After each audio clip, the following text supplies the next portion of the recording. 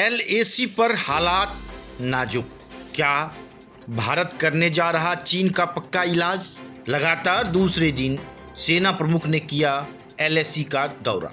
चीन को मुंहतोड़ जवाब देने के लिए तैयार है भारतीय सेना। क्या चीन लाइन ऑफ एक्चुअल कंट्रोल यानी एलएसी पर यूं ही भारत के लिए सरदर्द बना रहेगा, या फिर भारत इस बार उसका पक्का इलाज करने जा रहा है? भारत जहां सैन्य और कूटनीतिक स्तर पर वार्ता के माध्यम से विवाद का हल खोजने की कोशिश कर रहा है, वहीं चीन अपनी कुटिल चालों से बाज नहीं आ रहा है।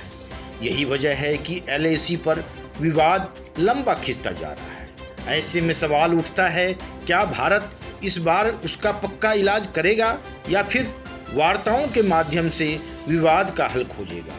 भारत की तरफ से हाल की प्रतिक्रियाएं देखी जाएं तो उसमें चीन को सख्त संदेश तो दे दिया गया है। सीडीएस विपिन रावत का हाल का वह बयान भी महत्वपूर्ण था, जिसमें उन्होंने कहा था कि अगर चीन वार्ता से नहीं मानेगा तो उसके खिलाफ सैन्य कार्रवाई भी की जा सकती है। भारत एलएसी पर किसी भी तरह की चूक नहीं करना चाहता है, इसीलिए लगातार 2 दिन से आर्मी चीफ मनोज मुकुंद नरवणे लेह का दौरा कर रहे हैं।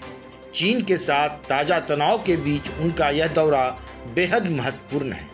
सेना प्रमुख ने माना है कि एलएसी पर हालत नाजुक और गंभीर है, इसलिए हमने एहतियात के तौर पर जवान तैनात किए हैं ताकि अपनी सीमाओं की सुरक्षा कर सकें। हमारे जवानों का मनोबल ऊंचा है, वे हर चुनौती से निपटने के लिए तैयार हैं।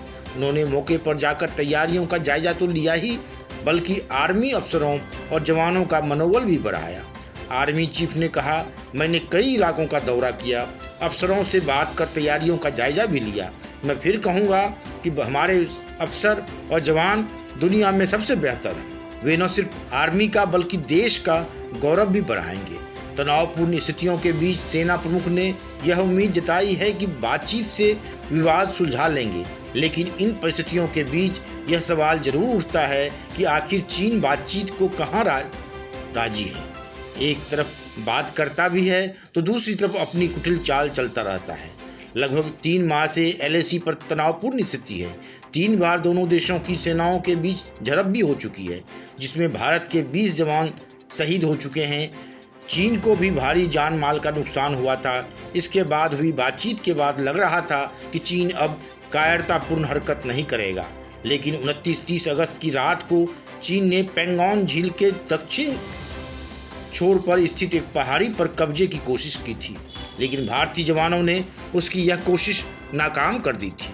उसके बाद 31 अगस्त को चीन ने उकसावे की कार्रवाई की और 1 सितंबर को फिर से घुसपैठ की कोशिश की, लेकिन चीन हर बार नाकाम रहा। इस बीच भारतीय सेना ने विवादित इलाके में कब्जा करते हुए अपना दबदबा बना लिया है। अब आगे की स्थितियों पर निगाह रखना बहुत जरूरी है।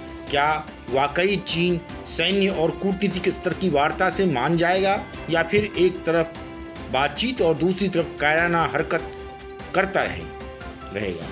अगर चीन की तरफ से इस तरह का कोई भी कदम उठाया जाता है तो निश्चित ही भारत को भी इस विषय पर गंभीरता से सोचना होगा। बार बार उसकी इन कुटिल चालों का बातचीत से रास्ता खोजने की बजाय उसका पक्का इलाज ही खोजना जरूरी होगा। Bureau report, one day मैट्रम्स।